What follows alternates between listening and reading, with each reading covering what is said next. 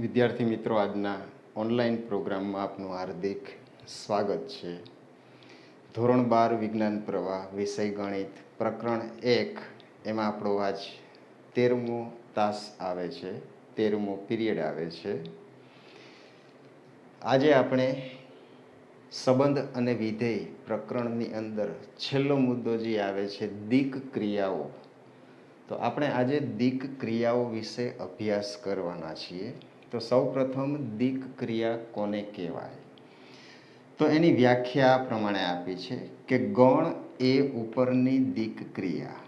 હવે અહીંયા જે આપ્યું છે દિક ક્રિયાનો સંકેત આપ્યો છે, જેને આપણે સ્ટાર કહીએ છીએ.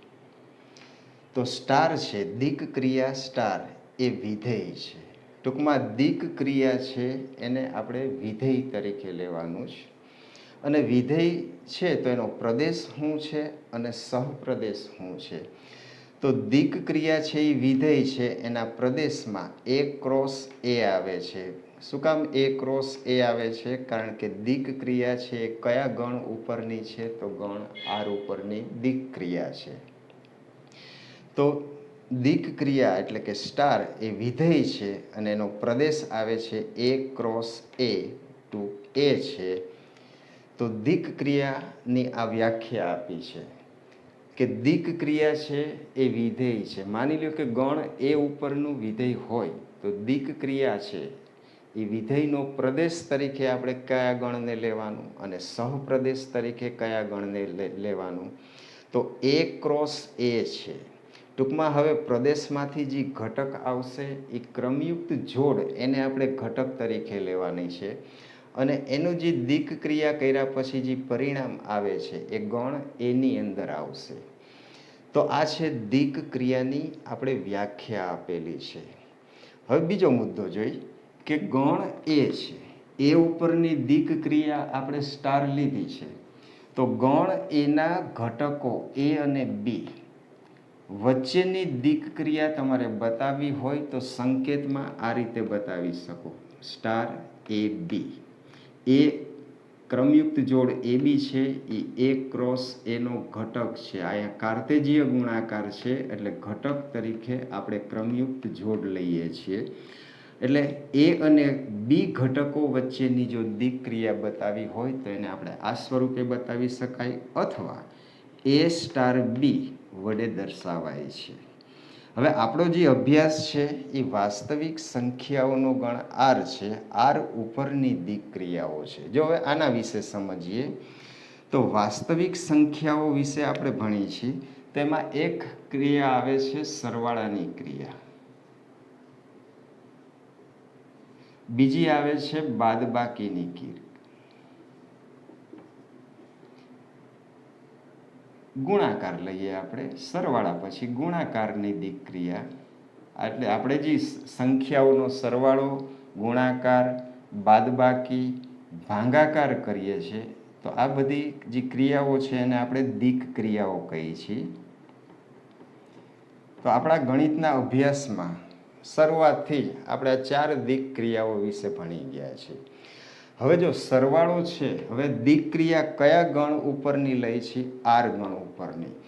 તો સરવાળાની દિક ક્રિયા છે તો આ સરવાળો, આ જે પ્લસ નિશાની છે એને આપણે વિધેય તરીકે લઈએ છીએ. અહીંયા જો સ્ટાર, વ્યાપક રીતે આપણે સ્ટાર લીધો છે.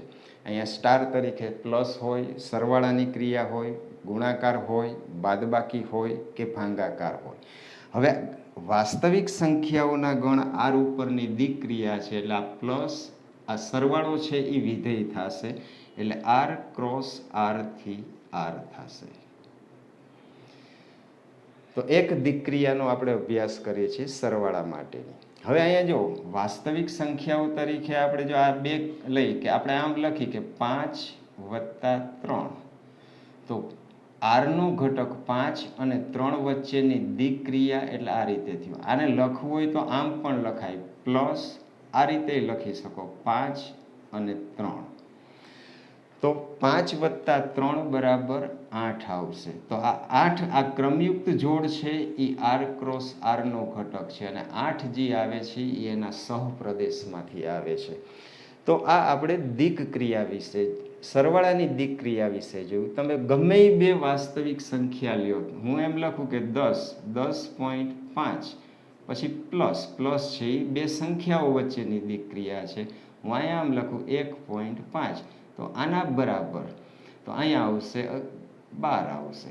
એટલે 10.5 છે એ આરનો ઘટક છે, 1.5 છે એ આરનો ઘટક છે, અને આના બે ઘટકો વચ્ચેની દિક ક્રિયા કરતા જે પરિણામ મળ્યું એ પરિણામ પણ આરનો ઘટક છે. તો આ વાત થઈ સરવાળા માટેની. હવે દિક ક્રિયા ક્યારે કહેવાય? જો તમે બે આર ઉપરની દિક ક્રિયા હોય તો એ બે સંખ્યા વચ્ચેનો દિક ક્રિયા તરીકે આપણે સરવાળો લઈએ, તો એ બે સંખ્યા વચ્ચેનો સરવાળો પણ વાસ્તવિક સંખ્યા મળે છે. આવી કોઈ પણ બે વાસ્તવિક સંખ્યા લ્યો તો એનો સરવાળો પણ વાસ્તવિક સંખ્યા મળે છે. તો આ સરવાળાની જે ક્રિયા છે એ દિક ક્રિયા છે એવું આપણે કહી શકીએ. ગુણાકાર વિશે જોઈએ કે વાસ્તવિક સંખ્યાઓના ગણ આર પરની દિક ક્રિયા, આપણે આ ગુણાકાર લઈએ તો આર ઉપરની દિક ક્રિયા હોય તો આર ક્રોસ આર આવે.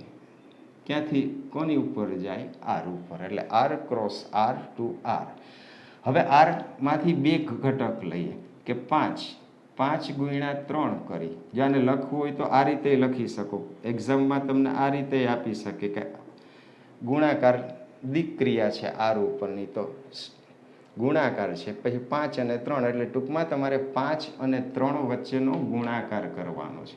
અહીં તમારે 5 અને 3 વચ્ચેનો ગુણાકાર કરવાનો છે.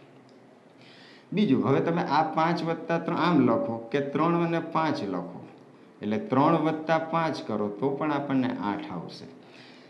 તો સરવાળો છે, પ્લસ છે, એ વાસ્તવિક સંખ્યાઓ આર ઉપરની દિક ક્રિયા છે એવું આપણે કહી શકીએ. ટૂંકમાં તમે આના બે ઘટકો વચ્ચેની જે દિક ક્રિયા આપી છે, સરવાળો આપ્યો તો સરવાળો કરો, તો એ સરવાળા કર્યા પછીનો ઘટક પણ આપણને આરમાં મળે છે. તો પ્લસ છે એ વાસ્તવિક સંખ્યાઓના ગણ આર ઉપરની દિક ક્રિયા છે. એવી જ રીતે જો આ ગુણાકાર વિશે જોઈએ તો 5 ગુણ્યા 3 કરો તો આ 15 આવે છે. ટૂંકમાં 5 અને આ ક્રમયુક્ત જોડ લખી એ આર ક્રોસ આરનો સભ્ય છે, અને દિક ક્રિયા કર્યા પછી જે સંખ્યા મળે છે એ આરનો સભ્ય છે. તો આ બધી જ સંખ્યાઓ માટે જો આ સાચું થતું હોય તો સરવાળાને આર ઉપરની દિક ક્રિયા કહે છે. ગુણાકાર લ્યો, તમે કોઈ પણ બે વાસ્તવિક સંખ્યાઓનો ગુણાકાર કરો, કે 5 ગુણ્યા 3 કરો કે 3 ગુણ્યા 5 કરો, પરિણામ 15 આવે છે. તો આ 15 છે એ પણ વાસ્તવિક સંખ્યા છે. તો ગુણાકાર છે એ આર ઉપરની દિક ક્રિયા છે એવું આપણે કહી શકીએ. બાદબાકી લઈ આમ લખી માઇનસ, એટલે આ રીતે R cross R to R. તો જો ગમે બે કિંમત વચ્ચેની બાદબાકી કરો, 5 અને 3 વચ્ચે બાદબાકીની ક્રિયા, બાદબાકી એટલે દિક ક્રિયા, તો 5 અને 3 બાદ કરો તો 5 માંથી 3 જાય તો 2. હવે આપણે એ વિચારશું તો 5 અને 3ની બાદબાકી કરી તો એ 2 મળ્યા, તો એ 2 પણ છે એ આરનો સભ્ય છે. એટલે બાદબાકી છે એ આર ઉપરની દિક ક્રિયા છે એવું આપણે કહી શકીએ. હવે જો બાદબાકી છે એ આર ઉપરની દિક ક્રિયા છે. ટૂંકમાં તમે કોઈ પણ બે વાસ્તવિક સંખ્યાઓ વચ્ચેની બાદબાકી કરો તો એ મળતી સંખ્યા પણ વાસ્તવિક સંખ્યા થાય છે. એટલે બાદબાકી છે એ ગણ આર ઉપરની દિક ક્રિયા છે. હવે જો ભાગાકારમાં ધ્યાન રાખજો, હું આમ લખું, આ ભાગાકાર છે, આને દિક ક્રિયા કહી શકાય કે નહીં? તો જો અહીંયા ધ્યાન રાખવાનું કે કોઈ પણ બે સંખ્યા વચ્ચેનો ભાગાકાર કરો. હું આમ લખું કે 5/0, એટલે આમ છે 5/0, આ ભાગાકાર છે. આ રીતે લખીએ આપણે કે ભાગાકાર 5 અને 0, એટલે કે આમ થયું 5/0. તો કોઈ પણ સંખ્યાને જો આ 5/0 ક્રમયુક્ત જોડ છે એ આરમાં આવે છે, પણ તમે 5ને 0 વડે ભાંગો તો કોઈ પણ વાસ્તવિક સંખ્યા લ્યો તમે, એને આપણે 0 વડે ભાંગી શકતા નથી. તો આ છે એ અવ્યાખ્યાયિત છે. ટૂંકમાં આના કોઈ પણ બે ઘટક લ્યો તો અહીંયા ભાગાકાર છે એ આરની અંદર આવતો નથી. તો આ આપણા ભાગાકારની જે દિક ક્રિયા છે એના માટે કહી શકીએ કે આ ભાગાકાર છે એ ગણ આર ઉપરની દિક ક્રિયા નથી, એવું આપણે કહી શકીએ. તો જો સરવાળા માટે ફરીથી સમજી લઈ કે કોઈ પણ બે સંખ્યાનો સરવાળો લ્યો, આરમાંથી આવતી કોઈ પણ બે સંખ્યાનો સરવાળો કરો તો એ પણ વાસ્તવિક સંખ્યા જ મળે છે. તો સરવાળાની ક્રિયા છે એ દિક ક્રિયા છે એવું કહી શકીએ. ગુણાકાર માટે આવી, જો અહીંયા ગુણાકાર માટે આપણે વાત કરી તો કોઈ પણ બે, આપણે આર વાસ્તવિક સંખ્યાઓની વાત કરી છે, તો ગુણાકાર માટે કોઈ પણ બે વાસ્તવિક સંખ્યા લઈએ તો એનો ગુણાકાર હંમેશા વાસ્તવિક સંખ્યા થાય છે. એટલે ગુણાકાર છે એ ગણ આર ઉપરની દિક ક્રિયા છે. એવી જ રીતે બાદબાકી લ્યો તમે, તો કોઈ પણ બે વાસ્તવિક સંખ્યાની બાદબાકી આપણને વાસ્તવિક સંખ્યા જ મળે છે. ગમે એ બે વાસ્તવિક લ્યો, વચ્ચે માઇનસ મૂકો તો ગણતરી કરો તો એ વાસ્તવિક સંખ્યા જ થવાની છે. એટલે બાદબાકી છે એ પણ વાસ્તવિક સંખ્યાઓના ગણ આર ઉપરની દિક ક્રિયા છે. ટૂંકમાં આમાંથી બે ઘટક લ્યો અને એની વચ્ચે તમે દિક ક્રિયા કરો તો એ પરિણામ તમને એમાંથી મળતું હોવું જોઈએ. જો આવા બધાય ઘટકો માટે સાચું પડતું હોય તો એ દિક, એને જ આપણે દિક ક્રિયા કહીએ છીએ. ભાગાકારમાં આવું નહીં બને. તમે બે વાસ્તવિક સંખ્યા લ્યો આમાંથી, આરમાંથી, હવે 5ને 0 વડે ભાંગો તો કોઈ પણ શૂન્યેતર સંખ્યાને આપણે 0 વડે ભાંગી શકતા નથી. તો આ ભાગાકાર અવ્યાખ્યાયિત છે. તો અહીંયા તમને આ બે વચ્ચે ભાગાકારની ક્રિયા કરતા આપણને એના સહપ્રદેશમાં કોઈ પરિણામ મળતું નથી. એટલે ભાગાકાર છે એ દિક ક્રિયા નથી. હવે આર એન ઉપરની વાત કરીએ. આપણી પાસે જો પ્રાકૃતિક સંખ્યાઓનો ગણ એન છે, આ રીતે છે.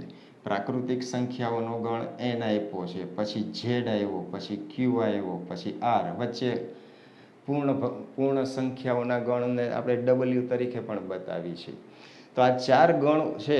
હવે આપણે એમ કે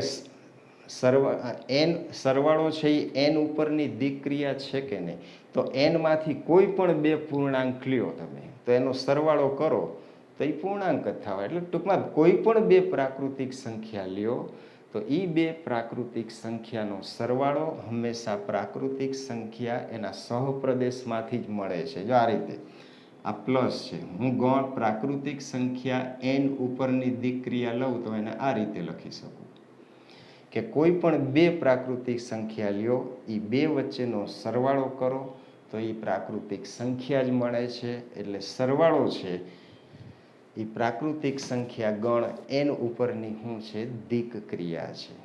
એવી રીતે જો ગુણાકાર લ્યો કે n cross n to n, તો અહીંયા જો કોઈ પણ બે પ્રાકૃતિક સંખ્યા વચ્ચેનો ગુણાકાર તો આપણને પ્રાકૃતિક સંખ્યા જ મળવાની છે.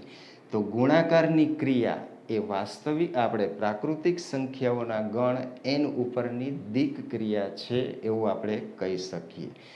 બાદબાકી જો હું આમ લખું, બાદબાકી n cross n to n. હવે અહીંયા જો હું આમ લખું કે 3 - 5, તો 3 - 5 કરું તો આની કિંમત આવશે -2, પણ -2 છે એ ગણ એનનો સભ્ય નથી. તો આપણે અહીંયા કહી શકીએ કે બાદબાકીની ક્રિયા છે એ પ્રાકૃતિક સંખ્યાઓના ગણ એન ઉપરની દિક ક્રિયા નથી. એટલે આ બાદબાકી છે ને એને દિક ક્રિયા કહી શકીએ નહીં. ભાગાકાર લ્યો, હું આ રીતે લખું, ભાગાકાર n cross n to n.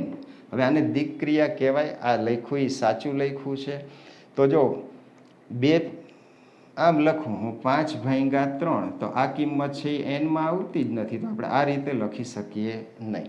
ટૂંકમાં પ્રાકૃતિક સંખ્યાઓનો ગણ એન આપ્યો હોય તો એમાં સરવાળો અને ગુણાકારની ક્રિયા છે ને એ જ દિક ક્રિયા થશે. બાદબાકી અને ભાગાકારની ક્રિયા એ એન ઉપરની દિક ક્રિયા થશે નહીં.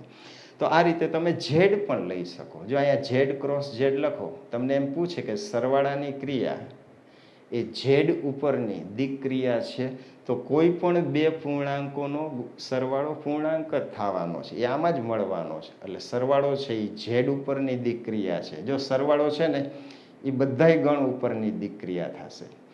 ગુણાકાર છે ને એ બધા જ ગણ ઉપરની દિક્ક્રિયા થશે. બાદબાકી છે ને એ એન ઉપરની દિક્ક્રિયા નહીં થાય, એ ઝેડ ઉપરની દિક્ક્રિયા થશે. ગમે એ બે પૂર્ણાંક લ્યો, ધન ઋણ શૂન્ય, એની બાદબાકી કરો તો એ ધન ઋણ અથવા શૂન્ય જ મળશે. એટલે બાદબાકીની ક્રિયા છે એ ગણ એન ઝેડ ઉપરની દિક્ક્રિયા છે. એટલે બાદબાકી છે ને એ ઝેડ ક્યુ આર ઉપરની દિક્ક્રિયા થશે. ટૂંકમાં સરવાળો છે એ બધાય ગણ ઉપરની દિક્ક્રિયા છે, ગુણાકાર છે એ પણ બધાય ગણ ઉપરની દિક્ક્રિયા છે. બાદબાકી છે એ એન ઉપરની નથી દિક્ક્રિયા, કારણ કે બે પ્રાકૃતિક સંખ્યાઓની બાદબાકી હંમેશા પ્રાકૃતિક મળે એવું તમે ન કહી શકો. એટલે બાદબાકી છે એ ગણ એન ઉપરની દિક્ક્રિયા નથી, બાકી ઝેડ ક્યુ આર ઉપરની દિક્ક્રિયા થાય.